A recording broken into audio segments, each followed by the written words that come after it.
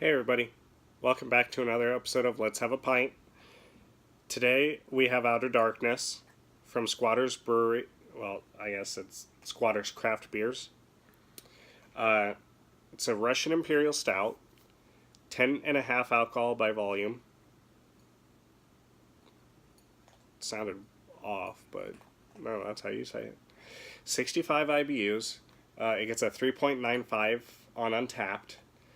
The description reads, "Welcome to the biggest beer Squatter's Pub Brewery has ever made. A Russian Imperial Stout is one of the most intense flavored beers a brewer can create. The combination of rich, roasted barley, oak, molasses, and licorice root combine to create an utterly unique and complex Imperial Stout experience. We had to mash it twice to get our starting gravity of 27 plateau, 1.108 specific gravity. We boiled 3.5 hours to enhance caramelization and used molasses and licorice root at the end of boil. Outer Darkness is aged with oak at 65 IBUs and bottle conditioned. We hope you have as much fun drinking it as we did making it. Please share with another and drink wisely." I am not sharing with another. Thank you. I will enjoy this on my own. And I'm assuming for this it's can conditioned, which was the only way I could get it.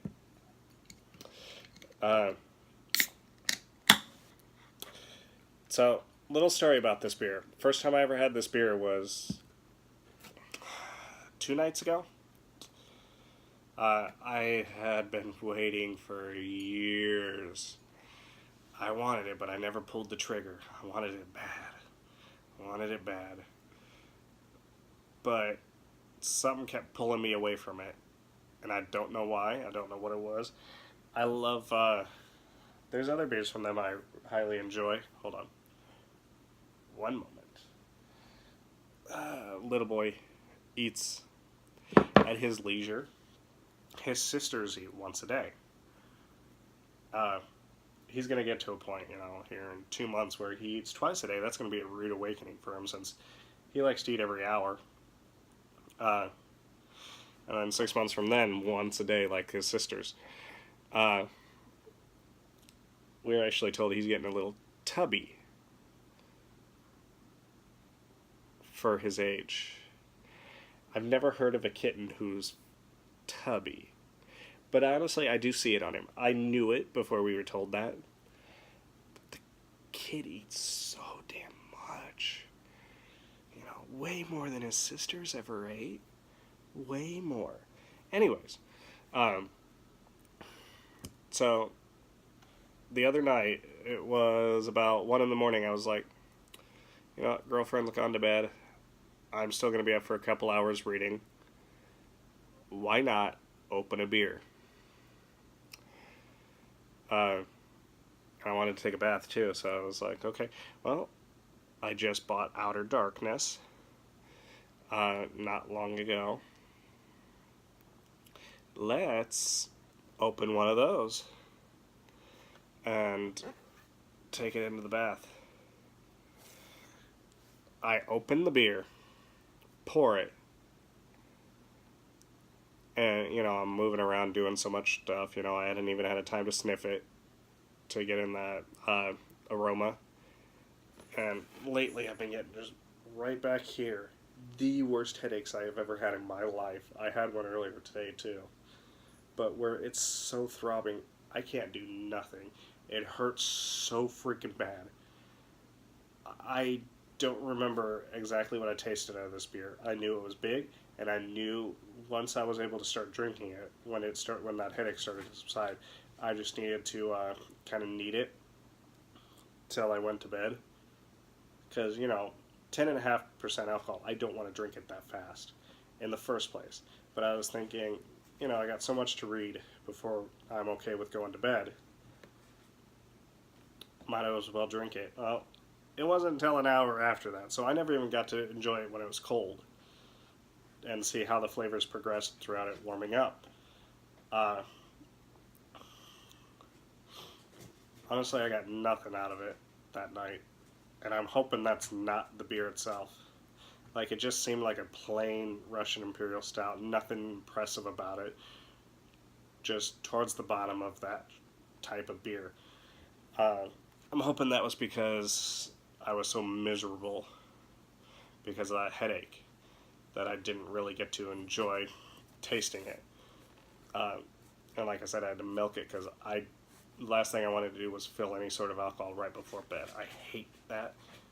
The only thing I hate worse is getting tipsy or drunk. Anyways.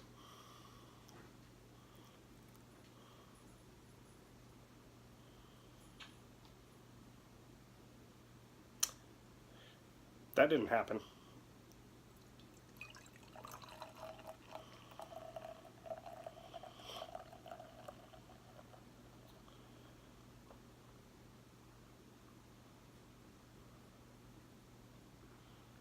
Ooh, this is going to have more head than I expected. I gotta clean that up. Two things happened just in the last few seconds that I didn't expect. This thing has an impressive head, eh? And it went down the side of the can originally. Oh, I do have something here. Hey, I don't have to leave you just enjoying looking at the beer. It looks good, though. It looks good. Alright.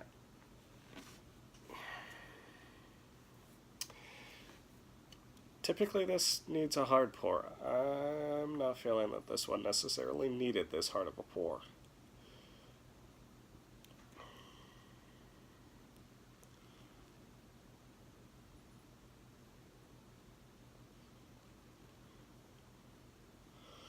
Showing off useless shit there. Alright, we got it all in there.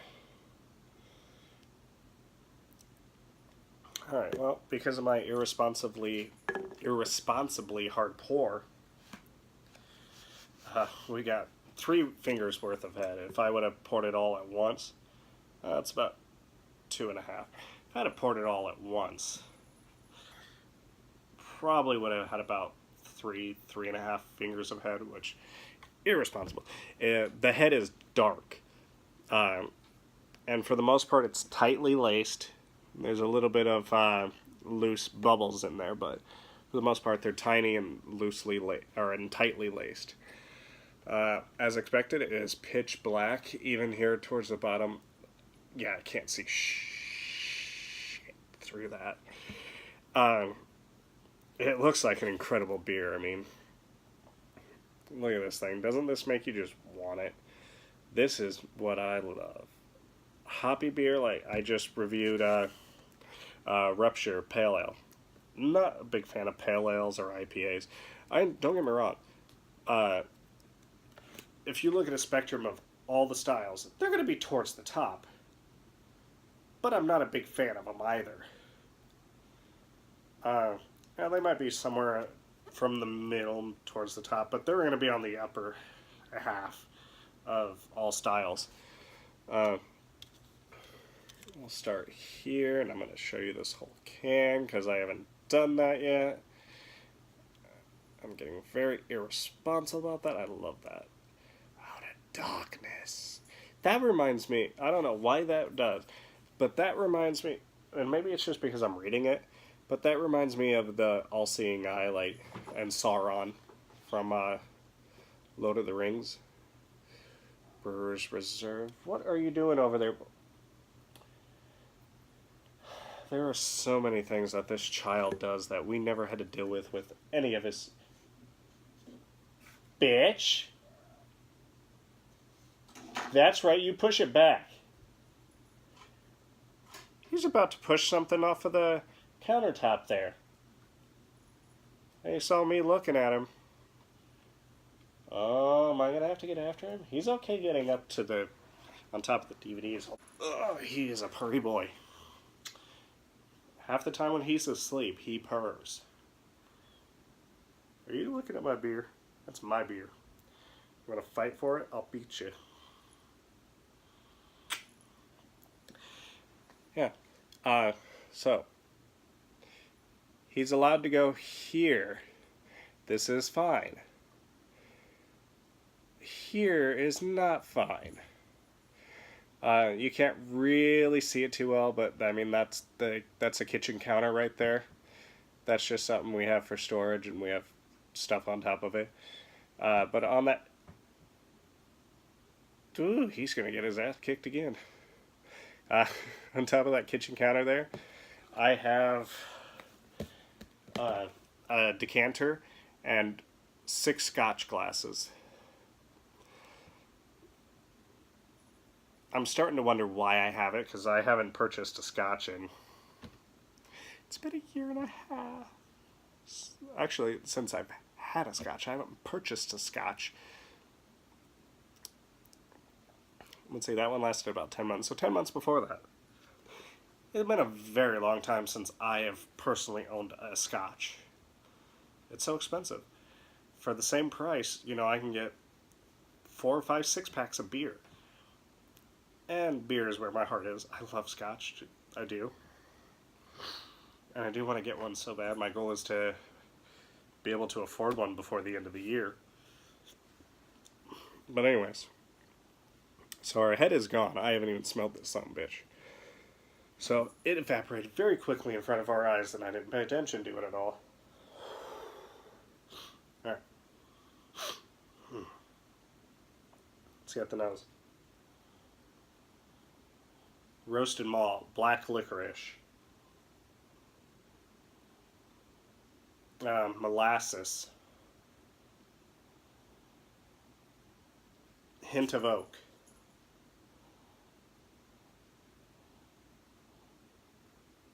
hint of chocolate. Chocolate is very small in there. That is something I appreciate about this beer. There's almost no chocolate or coffee flavor to this at all. And typically, when somebody that doesn't know about stouts and all that stuff asks about stouts and stuff, generally you're going to say, typically stouts are going to be one of two things. There's either going to be a fair amount of coffee flavor, or there's going to be a fair amount of chocolate flavor, for the most part. It's been a long time since I've had one that really didn't have either. This one has a hint of chocolate, and that's about it in the nose. So I appreciate that for them. But I mean, licorice and molasses are fairly common when you get to like these bigger, more robust stouts, like Russian Imperial stouts. And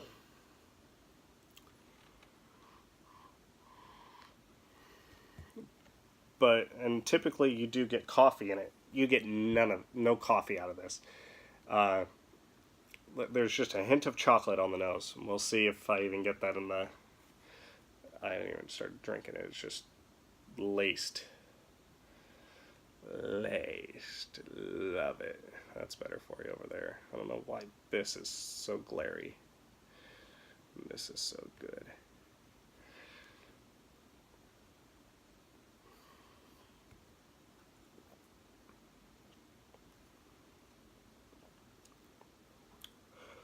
Random, but I wish I would have gotten more Epic Blackout Stout. Some to age. But I've said before, that one I feel like needs a little bit of tweaking. That's my one gripe with Brickway, is their big ass stout.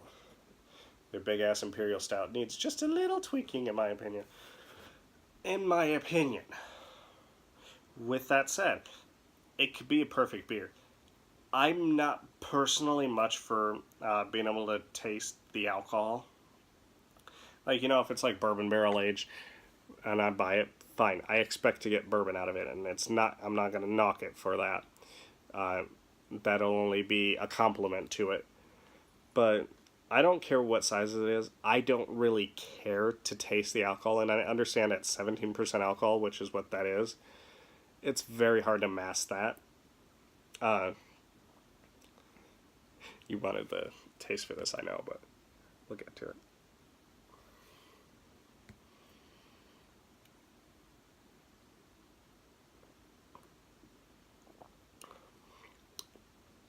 Thick.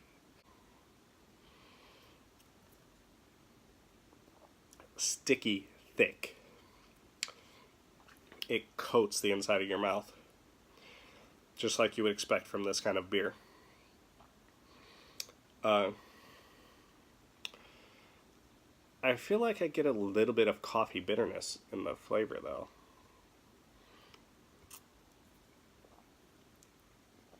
Right up front, it's sweet with the licorice and the molasses, however.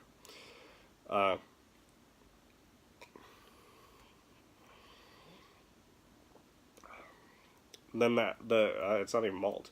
The roasted barley comes in the middle, and it kind of gives it a little bit of a bitterness, coffee bitterness.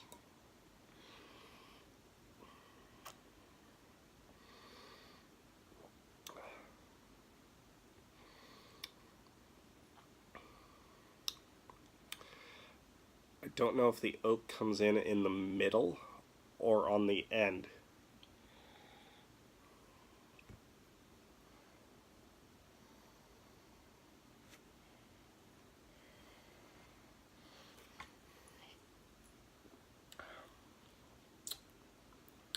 It's on the end.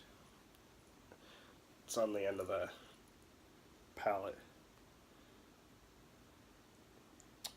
This is how he usually sleeps. Not in my arm. There's like, he'll lay down like this. He'll also... sorry, buddy. He'll also just sit like this. Just chill out. Well, it's more like that. And just look around. He's weird. He's comfortable that way. He purrs that way. He's weird. Yeah, I think I've mentioned this before. Apparently he was a stray. He was a hell of a good get for us, I will tell you that. A hell of a good get. Like I said, he made the house cohesive for the most part. There's little things, but there's nothing big anymore. He's balanced out the household very well. But one thing that's shocked the hell out of me is his growth. Like, you don't really notice it when you see him every day, you know. And Jesus Christ, there's full-grown cats that are only slightly bigger than him, and he's fucking 4 months. Anyways, there's a lot more here than actually I remember. I didn't rate it after that the other night because I was fucked by that point.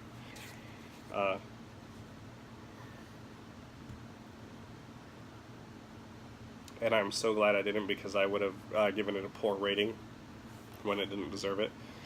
I was actually starting to think, this one I believe was only $11 for the 4-pack. I'd venture to say it is worth a little bit more than that for a 4-pack. Today we are talking about this. Kronos Volume 2. Oh, Kronos Rising, Kraken Volume 2, sorry. From Max Hawthorne. This took longer for me to read than it should have. I had a lot more going on than I would have liked while reading this beauty. Can't really see anything from that. I mean, there's not that much on each page. It's a fairly lengthy book. And the fact that it's going to be three books that are technically one story, there's a lot there. But earlier yesterday's episode we talked about Stephen King and Pet Sematary, and how I didn't care about all the extra detail. This literally could have twice as much detail, and I'd have been fine with it.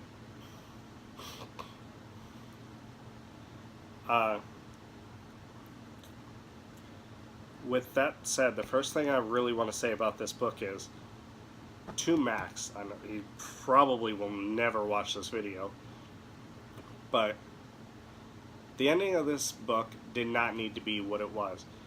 I am fine with that happening, but you could have even left that to the next book, because your writing is so strong, it is so good, everything is so vivid, and the story is good enough on its own that you don't need to leave on a cliffhanger. You don't need to leave it with this big cliffhanger that, tries to amp you up for the next book. You don't need it. You could literally have finished this book off, uh, you know, had a nice ending to this book, uh, where you close out the book and you don't open up anything else to the next book. Like, yes, there is I understand there's the overarching storyline that, is going to carry on to the next book, but you can literally close out this book itself and not, leave on that cliffhanger. Your writing is good enough that you don't have to do that, to be honest. Like I said, you could have left that part to the next book and it would have been fine. Don't you... No, Artemis, you stay off of there. But yeah, that's really my only gripe with this book. And to be honest, if that's the biggest gripe... But yeah, that's honestly my biggest gripe with this book. Is the ending didn't need to be a cliffhanger. The story is good enough. The writing is done brilliantly. And it just doesn't need to be left on a big cliffhanger. I keep wanting to move it. That doesn't work. We'll put it here. And... oh, I got a plan. We'll move that there, because you guys don't really give a shit to see me. But,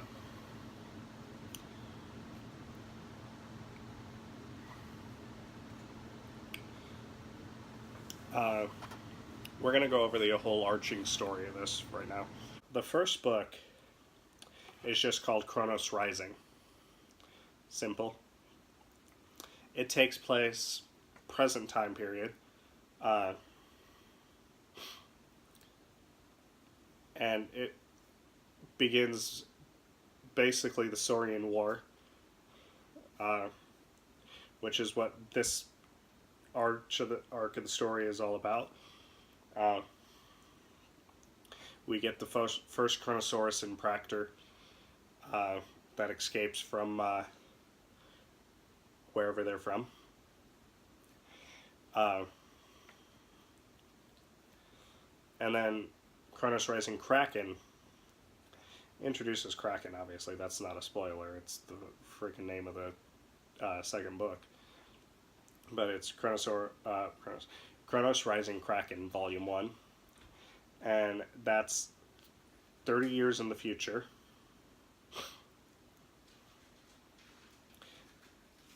And it follows the next generation of the main characters from the first book. And this, is still a continuation of that same exact story. As will the next book be the continuation of that. There's little novellas. I have 2 of them over there. I bought the one that came with the other one. That's so much better than The Expanse, which is only... those novellas are only digital, which I don't do digital, so I'll never read those novellas. At least never own them. I'm not going to say I won't read them, but I'll never own them.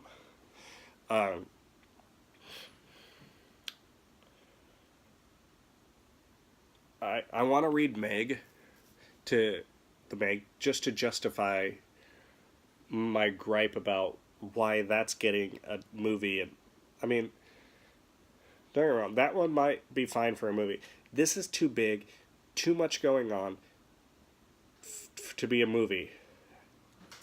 I would like HBO or someone to pick this up as a series.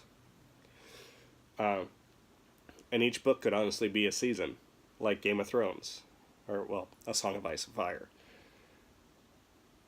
I mean, it's a little bit of a stretch for that because these books are maybe half the size, if that, of A Song of Ice and Fire.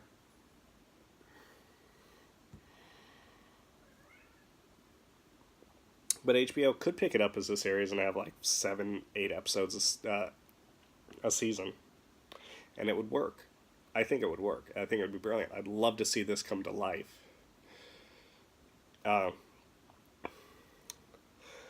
But what gripes me about the Meg getting a big blockbuster release is that it got it over this. Which, if you want to... is it on here? Because it's been on all of them before. Yeah. That quote right there. Truer words have never been spoken. If you didn't want to read that, or didn't read that, what it says is, a new master of marine terror is in your bookstore, and his name is Max Hawthorne. Bloody brilliant. Like I said, I've never read the Meg, but from what I've heard, it's just your basic, typical monster movie book / book, you know. This has an incredible story, incredible characters, very believable about how it comes about. I don't know if like the Meg goes into detail on any of it. I don't. Like I said, I want to read it to at least justify my critique, but I cannot imagine it's as good as this. Max Hawthorne is absolutely one of my favorite authors, and this series is right there with this as my favorite one I am reading, and that's saying, you know, that's saying something when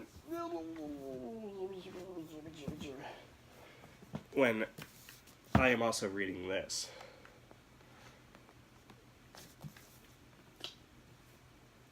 I would take Max Hawthorne over George R.R. Martin any day for a book. George R.R. Martin's bloody brilliant. He is. And A Song of Ice and Fire is an incredible series. And I really enjoy reading it. But I love some of the subtle things that Max Hawthorne does. Like, in the first one, the Kronos got some scenes, you know, it got some time in this book where it was the character that we were seeing through. The last two, the Kraken, got some scenes where we were seeing the Kraken through. I would seriously highly recommend this series. If you like science fiction at all, I would give it a try. If you like, I mean, the first one really doesn't have much for science fiction, but these two actually have a lot going for them in the science fiction genre. But if you like anything like monster, basically, they're incredible. I would definitely pick them up in that case too. In my opinion, I would say the first one is a 5 out of 5 book. Second one is a 5 out of 5 book. Volume 3 here, or Volume 3, Volume 2 of Kraken here.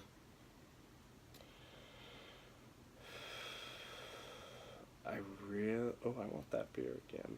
Actually, not again. I've never had it, but I've seen their lineup. Sorry. I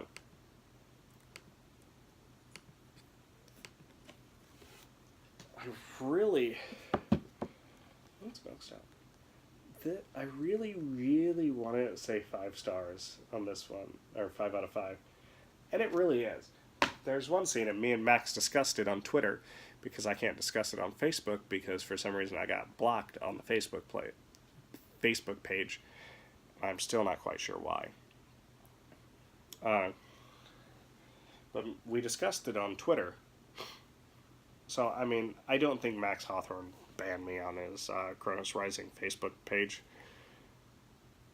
I think it was an admin for some reason blocked me. I wish pages would tell you why.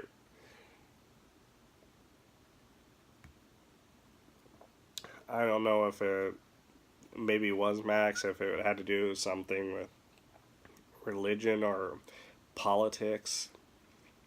It'd be petty. And I'm doubting that, but I don't know. I really don't know.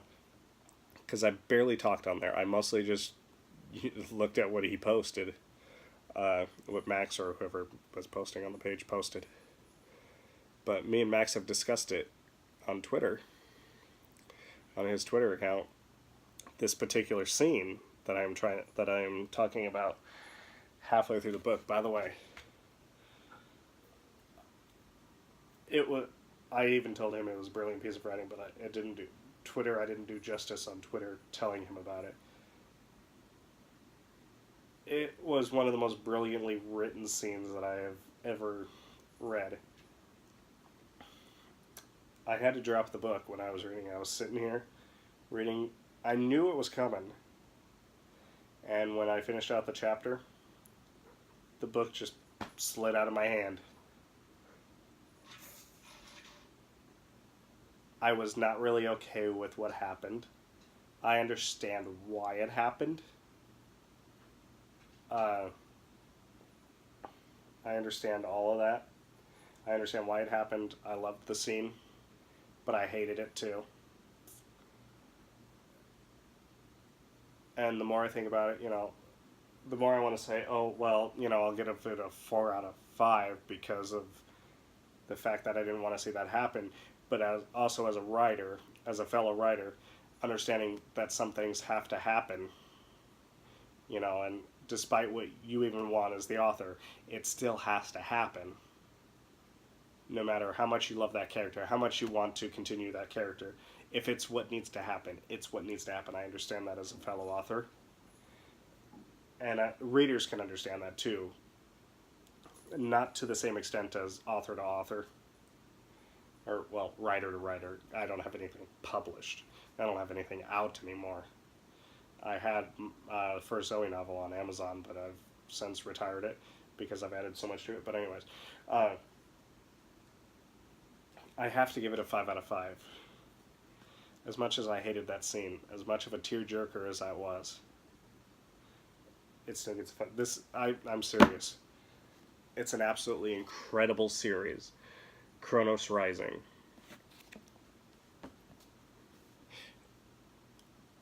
It is every bit of an amazing book that Jaws was an amazing movie. Our book series as Jaws was an amazing movie. Now, the sequels to this, to Kronos Rising, are vastly better than the sequels to Jaws. It's not nearly the same. Anyways, we talked about the book. We've done the beer. Except for the last two things that we always have to do. My rating for this beer. If I would have rated it a couple nights ago, I'd have probably said 3.5 out of 5, which would definitely be the lowest I've given a Russian Imperial Stout before. By the way, the beer over here that I'm looking at is a St. Peter's Brewery Milk Stout. But, I'd definitely given it like a 3.5. And I'm so glad I did not rate it. And I knew I was not going to do it justice. What I would honestly rate this,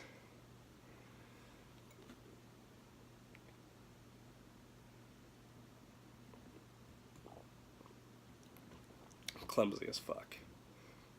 I'm thinking 4.25.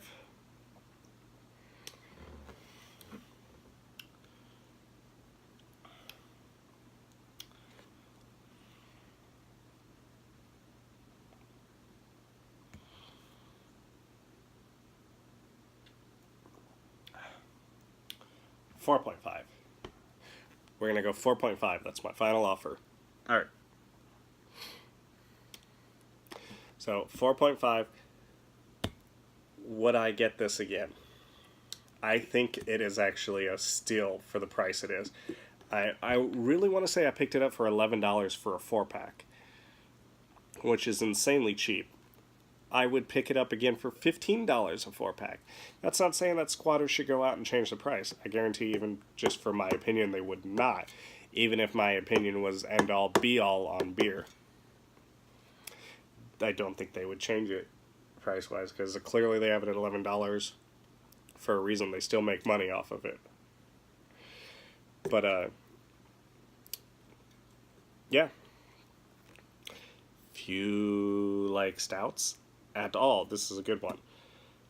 It's not a rough Russian Imperial Stout to get into if you've had trouble getting in. If you've had trouble getting into Russian Imperial Stouts, great one to start with. Outer Darkness, because yes, the complexity and everything is there, but it's not overly intense. But it still has intensity to it.